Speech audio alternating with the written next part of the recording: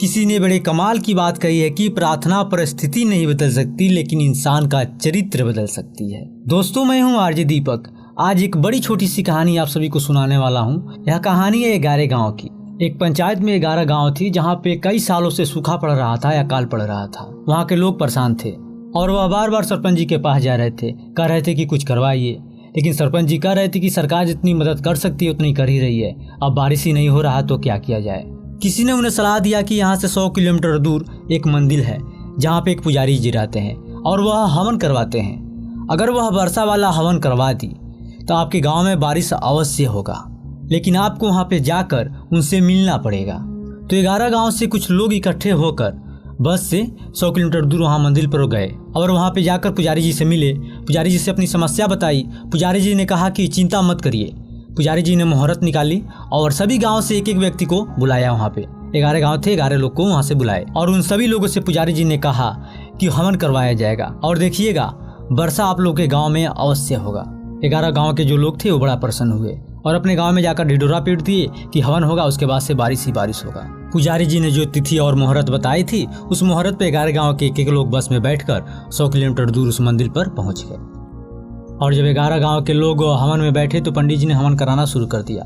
लेकिन पंडित जी की दृष्टि एक व्यक्ति पर बार बार जा रहा था। उस व्यक्ति को पंडित जी विशेष तौर पर देख रहे थे।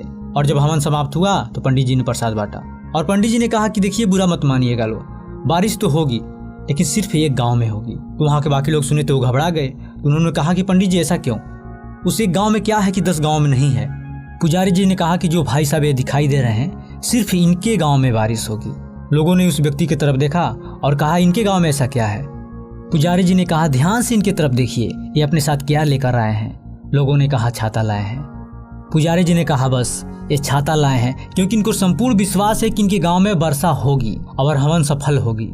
आप लोगों को तो भरोसा भी नहीं था कि बारिश होगी, हवन सफल होगी। आप लोगों को लगा कि किसी ने कह दिया है पुजारी जी हवन करवाते हैं और आप लोगों ने चले आए, सोचा कि चलो ये भी एक ट्राई कर लेते हैं। लेकिन इनको लगा कि ये एकमात्र उपाय है और अगर ये उपाय सफल हो गया तो सब कुछ अच्छा होगा।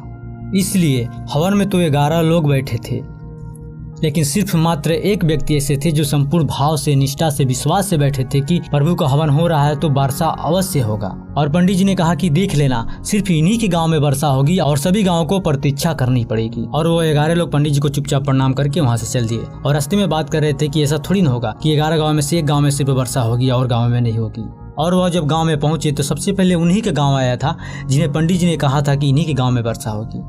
और जब वह व्यक्ति उस गाँव में उतरा तो तुरंत वर्षा होना शुरू हो गई। 10 के 10 लोग अपने अपने गांव में धीरे धीरे उतरते गए, लेकिन किसी के गांव में बारिश नहीं हुई। सिर्फ मात्र एक व्यक्ति के गांव में वर्षा हुई। क्योंकि प्रभु भी कहते हैं, प्रार्थना से परिस्थिति नहीं बदल सकती लेकिन चरित्र बदल सकती है। और जब चरित्र बदल जाती है तो परिस्थिति अवश्य बदलती है।